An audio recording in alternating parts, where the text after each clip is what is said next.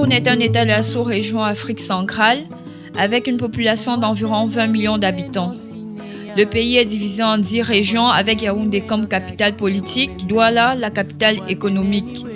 Douala est une zone industrielle, de nombreuses entreprises y sont installées, ce qui fait de cette ville un pôle d'attraction pour les populations venues de tout le triangle national et du monde entier. La ville de Douala est vaste et divisée par le fleuve Vouri. C'est ce pont, construit il y a de cela plusieurs décennies, qui est l'unique passage qui permet de lier certains quartiers à Dogre et aussi de lier Douala avec d'autres villes du pays. Cependant, ces dernières années, la ville connaît un boom démographique énorme qui a pour conséquence directe une forte densification de la circulation routière. Ce boom de la population entraîne aussi l'élargissement de la ville. Ainsi, les embouteillages kilométriques paralysent les principales artères de cette ville durant des heures. Le rythme des échanges est ainsi considérablement ralenti, ce qui constitue un véritable frein au développement économique de la ville et même du Cameroun en général. Ce projet a pour objectif de permettre le franchissement du Vouri parce qu'il faut reconnaître que le pont actuel n'arrive pas à assurer le trafic qu'il y a dans la zone, et avec le développement envisagé pour cette zone toujours également, il est devenu indispensable de mettre en œuvre une autre solution de franchissement. D'autant plus qu'avec le vieillissement de l'ouvrage, il y a des risques qu'il ne puisse plus assurer convenablement sa fonction. On peut donc comprendre la nécessité de construire un nouveau pont pour désengorger la capitale et permettre une circulation plus fluide en minimisant les risques d'accidents. Le gouvernement camerounais a donc lancé depuis quelques temps un vaste programme de construction pour l'émergence 2035. Parmi les nombreux projets envisagés et qui s'inscrivent dans le vaste programme de réalisation du président Paul Biya figure le projet de construction du second pont sur le Vouri. C'est un projet qui est né d'un concours lancé par le ministère des Travaux publics pour la conception d'un ouvrage qui devra permettre le franchissement des voies ferrées et routières du Vouri. Le projet est financé par l'Agence française de développement à hauteur de 57%.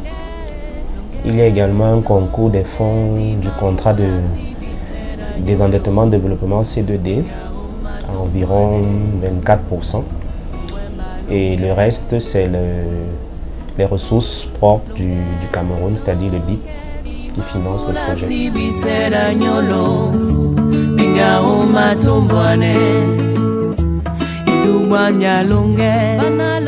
Le second pont sur le Vouri va raccorder les voies d'Aïdo et Bonabéry.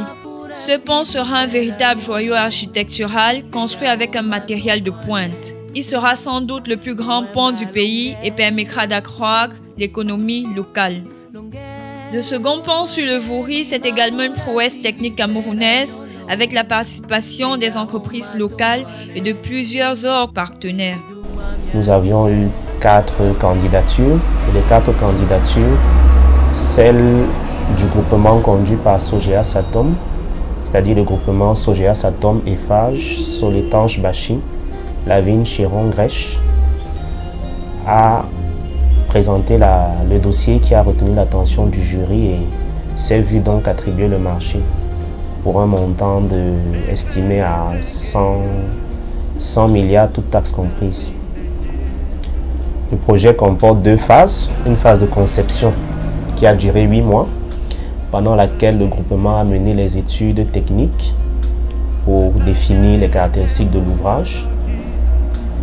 Et une phase réalisation qui, elle, doit durer 36 mois, durant laquelle les travaux sont mis en œuvre.